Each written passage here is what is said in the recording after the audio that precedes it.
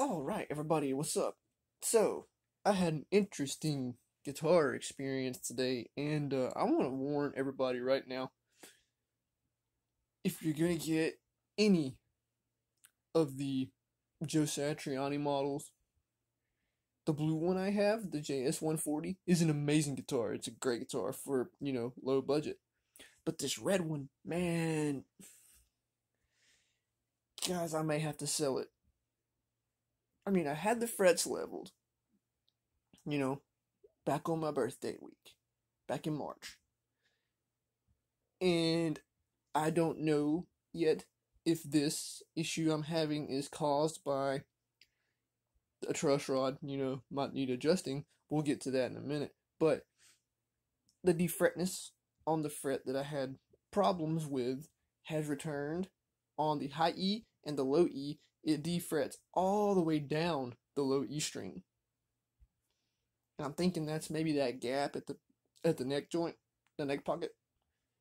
And another thing, my Sustainiac has stopped working on the D string. In the middle position with that switch, it only works on the high 3 strings, the 5th string, and the 6th string. The D string functions as normal. There's no sustain and overtone. And also, it doesn't work on the front position on the D. Only the D string is affected by this, whatever this issue is. I don't know, but what I have decided here, if this guitar does not, if I adjust the neck or have the neck adjusted and it doesn't work, I'm gonna keep it. I'm gonna play on it, save up enough money to get one of the Japan ones, the JS240PS or the new 2410 in sky blue. But I had the frets leveled 5 months ago. So I noticed over the last week of me picking around on it that this defretness has returned. And it felt as though my action had crept up, way higher than I like it, And I was like, uh-oh, that's strange. So I decided I'm going to get a wrench, and I'm going to mess with that truss rod a little bit. So I did. I experimented on adjusting it.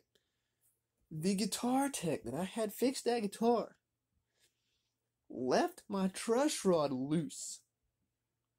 It was spinning in there freely. And I put the wrench in to try to tighten it up or loosen it. I was going to do either one to find out if I could get that action to drop a little bit without adjusting the posts. And the wrench just moved back and forth like this. And my thought was, oh shit. Because I'm surprised, guys, I am surprised that neck on that guitar is not completely ruined. But, no. I got my manual out, started reading about the neck adjustment, and it tells you what Ibanez recommends you do with your neck adjustment.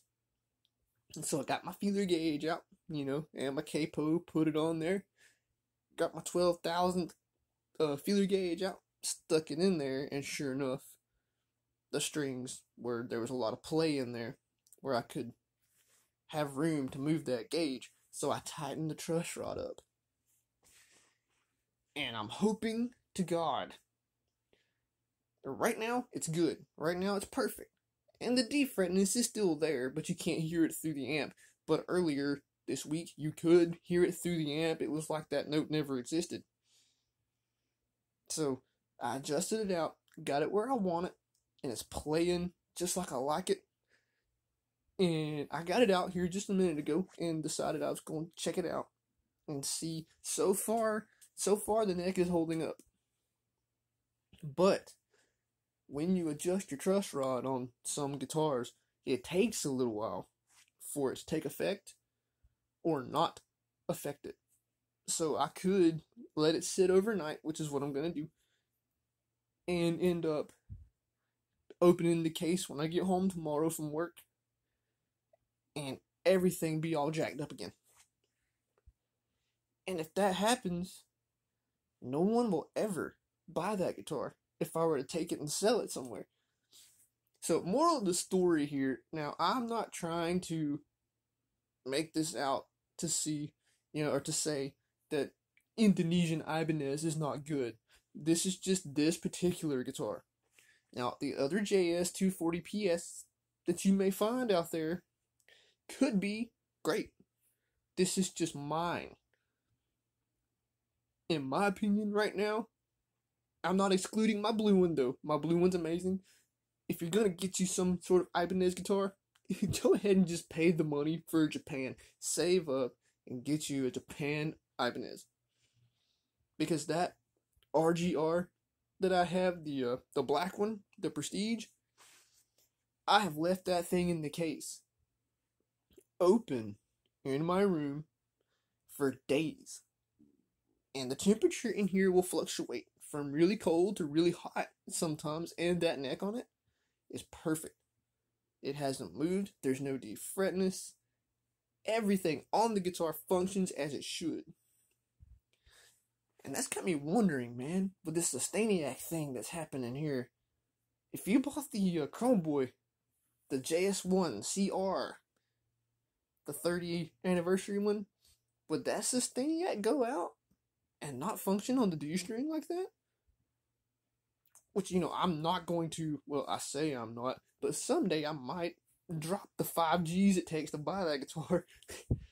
But at this point, no, I'm not doing that.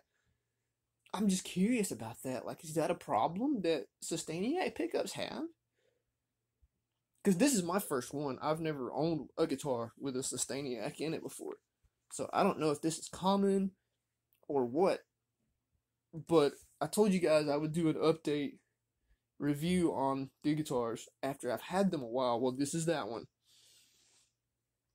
And just to give you a look at the one I'm talking about here. This red, beautiful piece of gear. But that just goes to show, man. I mean, like I said, I'm not saying this is all of them. I'm not saying that all the JS240s are bad. This is just my particular instrument. When you go to shop for a guitar that you're going to drop cash on, say $1,400 to $2,000 or something like that, just because it looks good doesn't mean it is good. Now, I learned this lesson the hard way with this right here sitting on the floor. Because this guitar in the pictures, it looked amazing, man. It was like, that guitar looks beautiful. That candy apple red. It's got awesome pickup, awesome bridge, awesome Sustainiac. Those are so cool. And then I had to get 2 of them things, man. The first one was more jacked up than this one is. But as it sits right now, it is playable. It is perfectly playable. It sounds great. Plays great. As long as that neck holds up, that's the only thing I'm worried about, is that truss rod adjustment not taking. And God, I hope it does, because if it don't, I'm out over $2,000. Because the guitar itself was $1,699. Then they factor in the taxes, which brought my total to $1,880. Then I had to take it to my local music store and have them level the frets on a brand new instrument for an additional $134. So yeah, it is over $2,000 that I'll be out if this truss rod adjustment didn't take. Now I don't know for certain that the guy that leveled my frets did leave the truss rod loose, or maybe somehow it loosened up on its own. I don't know. But I've never had a truss rod that loose under string tension. But I did give it a few turns, got some tension on it and looked down the neck, and everything looked just like it should look. It's got that 12,007 inch of neck relief. And it's good now. It's holding up okay so far. But I'll get back on here tomorrow night and do an update as to if it is good or if it is completely screwed. But I'm going to get the 2410 in sky blue. I do believe that's the one I want. mean, I want the muscle car purple too. I do. But for some reason, this is weird for me here. In my opinion, this is strange. So I looked at the specs of both of these guitars, the blue one, the 2410, and the muscle car purple, both of them. They both have the same pickups in them. They have the same hardware, the Ibanez original Edge, the same pickups, the Satch track in the neck, and the Mojo in the bridge. And the, what is that thing? It's escaping me. Come on, think. The volume pot thing, high pass filter on the volume pot, and coil tap for your tone pot. And the Prestige fret edge treatment, rosewood fingerboard. It's all the same. All the features. Except the colors are different, and there's $100 difference between both of them. I don't know if maybe it's because of those red pickups in the sky blue and the chrome pickups in the 2450 or what it is. I may just end up, saving up for the blue one first, get that one, and then go ahead and get the purple one too. I mean, like I said, these Satriani's, man, like the neck profile on those is so good, it's ruined me. That's all I want now. I've even considered taking my Les Paul and this red guitar and my PRS I've got over here and try and trade it for something else. Japan Ibanez. I don't know if I'm going to do that yet or not, but that's what I'm thinking on, and I love my Gibson. But it's just something about the profile of the neck on the JS series and the high performance, the Wizard HP on the Prestige stuff. It's just hard to beat. I mean, even if you don't play shreddy stuff, it's still super comfortable. So that's my update, and I hope you guys enjoy. Let me know if any of you guys have bought one of these the 240PS. Let me know if any of you guys have bought one of these and are having some of the same issues as me. And I'll talk to you guys later. Everyone take care of yourselves out here and have a great night. Thanks for watching.